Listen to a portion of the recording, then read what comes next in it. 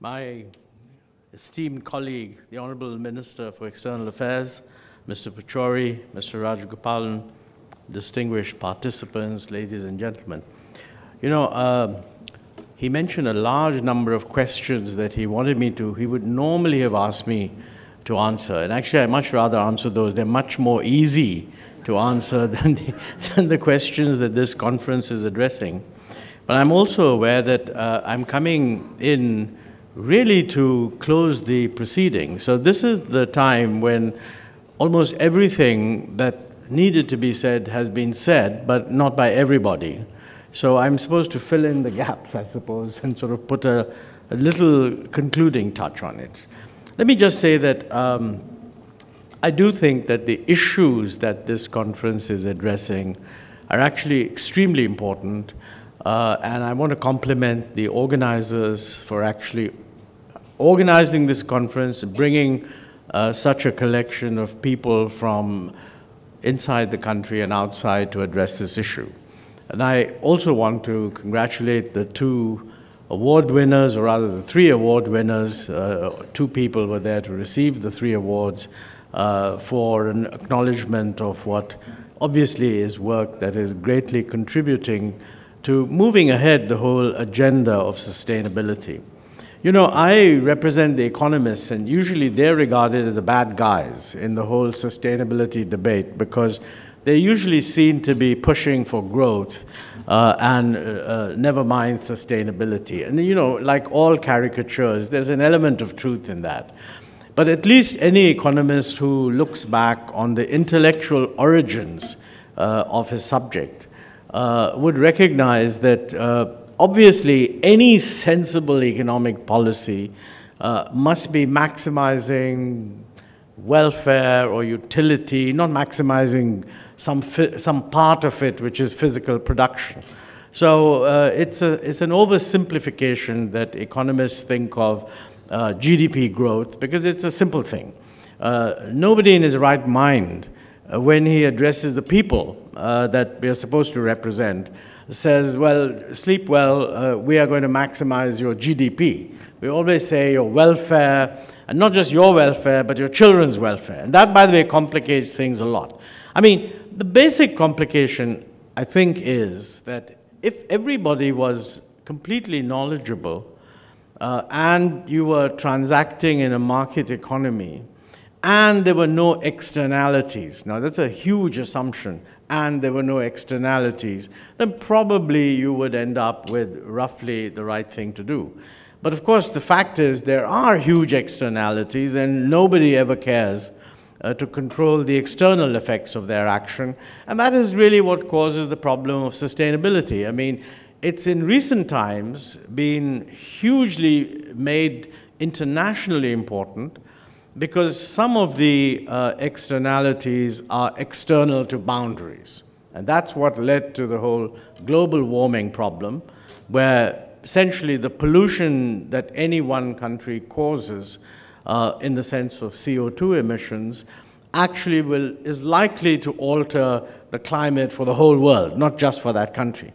But you know, while that is a very complicated problem, and I don't think we've made much progress on it, I regret to say, internationally, the honest truth is that there are huge sustainability issues within borders. There's water, there's air pollution, there's congestion, there's any number of things. And the honest truth is we haven't been particularly good at addressing those problems either. So the fact of the matter is that in the last plan period that we ended just last year, that was the 11th plan, the sort of slogan of the 11th plan was inclusive growth. That addressed the issue that we don't just want growth which is concentrating its benefits in a few people. I mean, we want a growth that is inclusive in the sense that everybody benefits. That took care of what I would call the distributional concern. I mean, took care in the sense it acknowledged that that is an important issue, and we're trying to devise policies that address it. I think those policies are actually having a lot of success.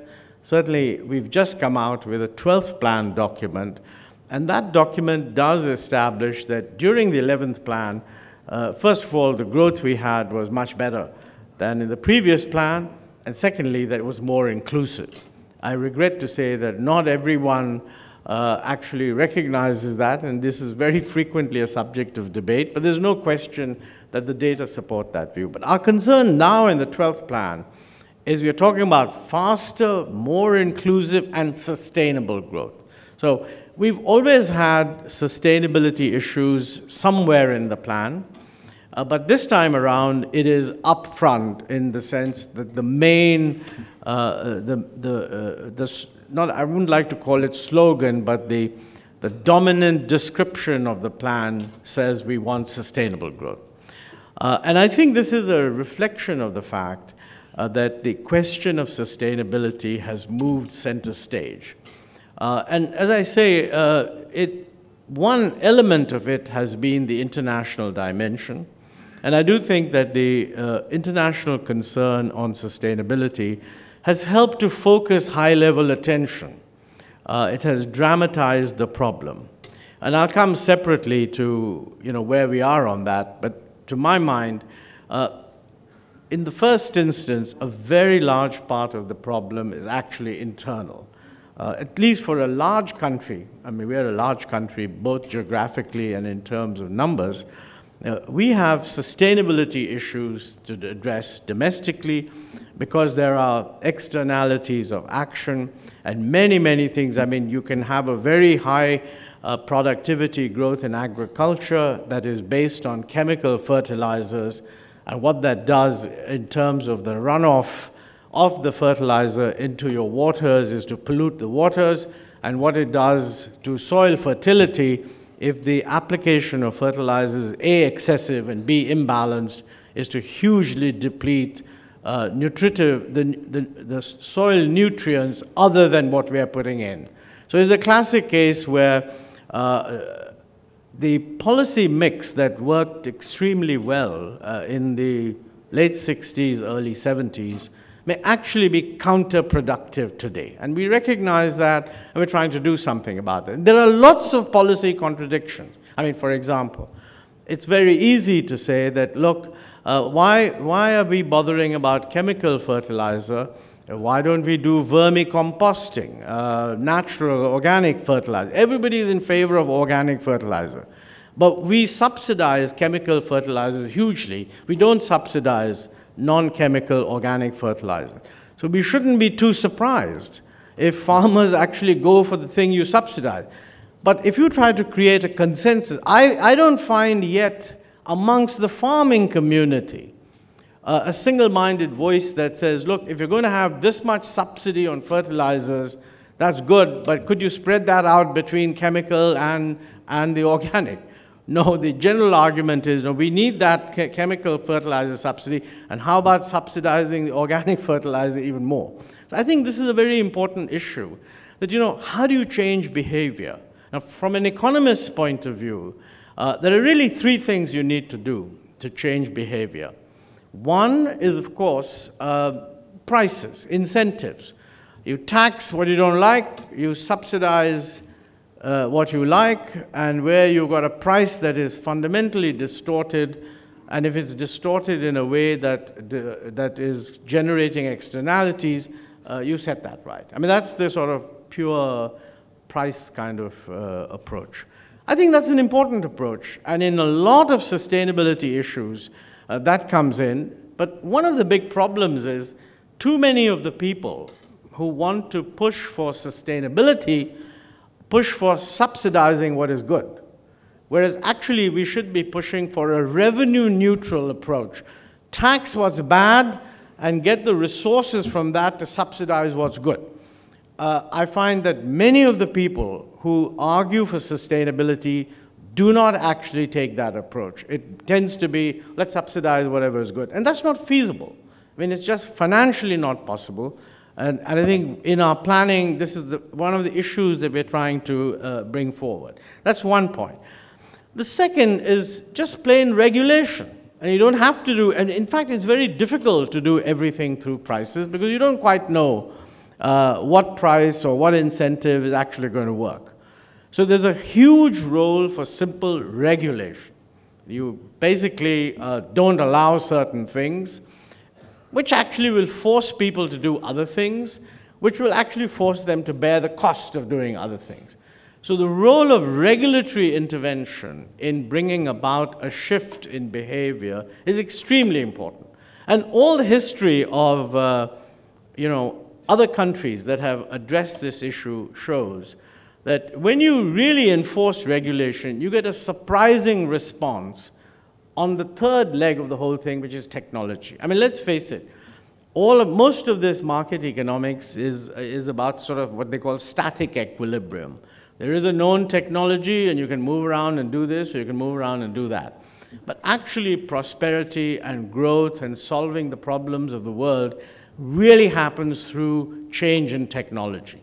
And particularly if you take a 20-year horizon, the solution of 90% of the sustainability problems that we have is really going to come from a technological response. Now, that technological response can be enforced pure regulation. I mean, the United States some time ago simply decided that refrigerators in the United States would have to meet certain standards. They didn't kind of raise the price of electricity or do sort of tax subsidy. They just said, you will not be able to produce refrigerators which don't meet a certain efficiency standard. And a lot of money went into trying to work out whether you can do that. And the efficiency of refrigerators increased massively, and even those standards were very quickly exceeded. I think this is an example that we have to look for, and it can be replicated, so we need to find out what are the constructive regulations. You know, the third area where you need a change is more like a mindset change. I think my colleague made a reference to how you need to have lifestyle changes. It's not true in economics that people simply decide to do something by making an instantaneous calculation in their mind of the costs and benefits of alternative action. I mean, some of the most recent Nobel Prizes in economics have been awarded to people who actually say that it's not very clear why people do what they do. I mean, very often there's some kind of an instinct, some sort of a basic, they just decide this is a good thing. And the economics is then marginal around this basic thrust. So I think lifestyle changes, simply not using plastic bags, is not something that's going to be achieved by subsidizing paper bags and putting a tax on plastic bags. It's going to be achieved by changing people's mindsets.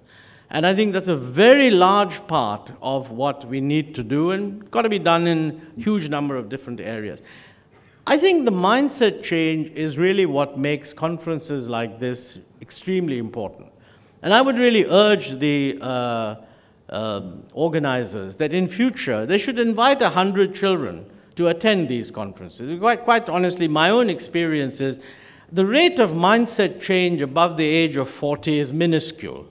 And therefore, it's quite wasteful to spend a lot of energy on that age group.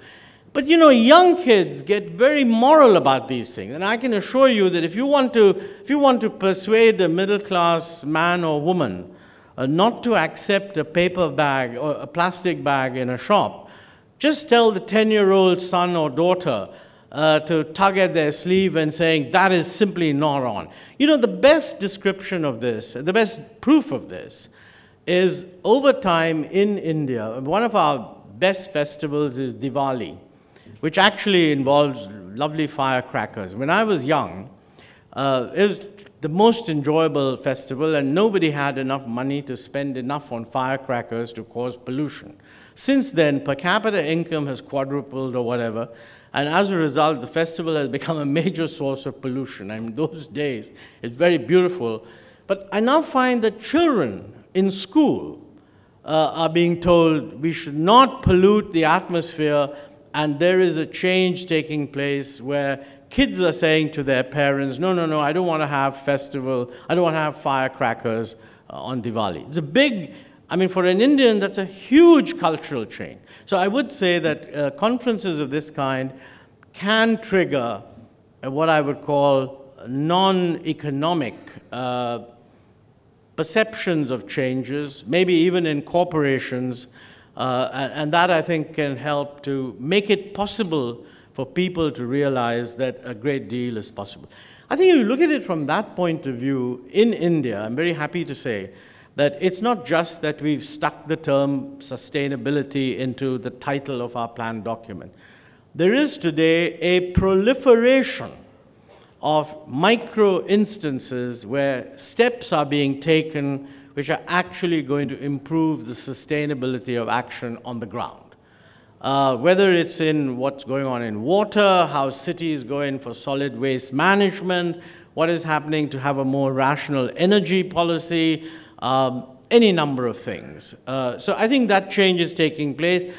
I would not say at the present moment that the change is taking place at a rate which is collectively making a big enough difference. But we have set targets that we will reduce the energy intensity of GDP over the next 20 years. We have set targets that we're going to have more renewable energy. We have set targets that we're going to have more perform and trade sort of arrangements where pollution controls are imposed, and all kinds of things like that, which are actually every one of them as a micro story is very positive. And if you want to be a cynic, you could say, well, what does it add up to? And the short answer is, at the moment, it doesn't add up to very much.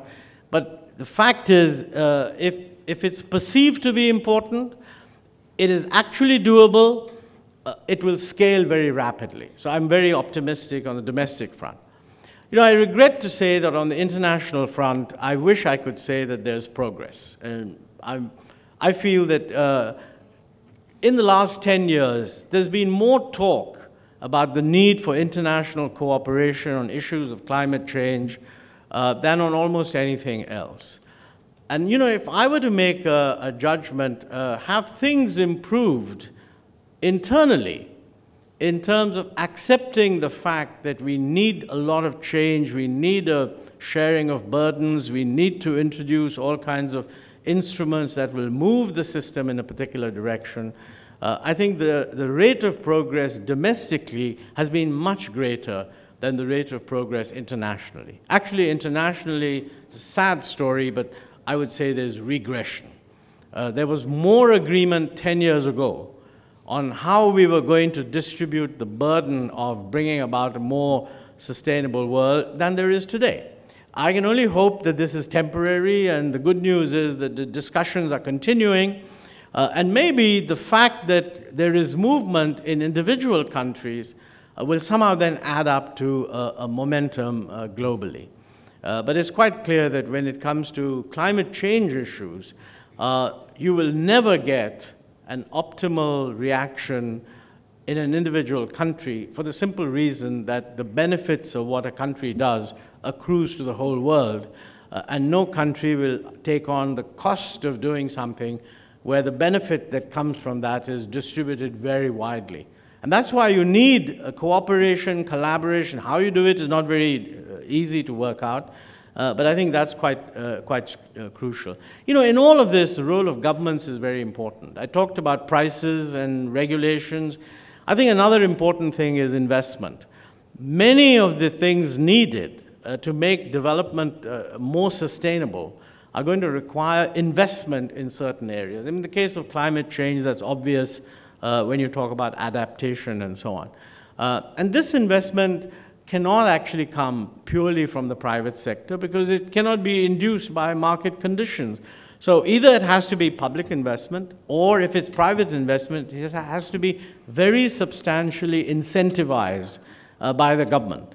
So there's a very big role for the government to do these things, but that requires fiscal resources. So the ability to put in place a sustainable strategy is going to depend on whether we can actually raise resources to do it. And this is where the taxation of the not-so-good things becomes relevant, because one of the ways of raising investment for what you need to do is to actually discourage what shouldn't be done. In the Indian context, for example, said, you know, many of our states have a policy where electricity to agriculture is hugely underpriced. In some states it's free but rationed. In some states it's barely priced, and priced much, much lower than, let us say, for household use or for industry. Now, not surprisingly, this leads to a huge excess draw of underground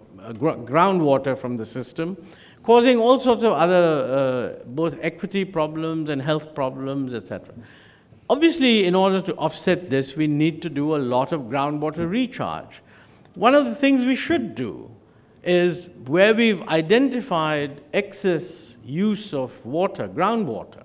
There's no reason why we can't put a cess on electricity which is provided for agriculture and earmark it for groundwater recharge in the same district. You know, we need a lot more innovative instrumentalities to reach the end result. And I think this requires a much wider debate.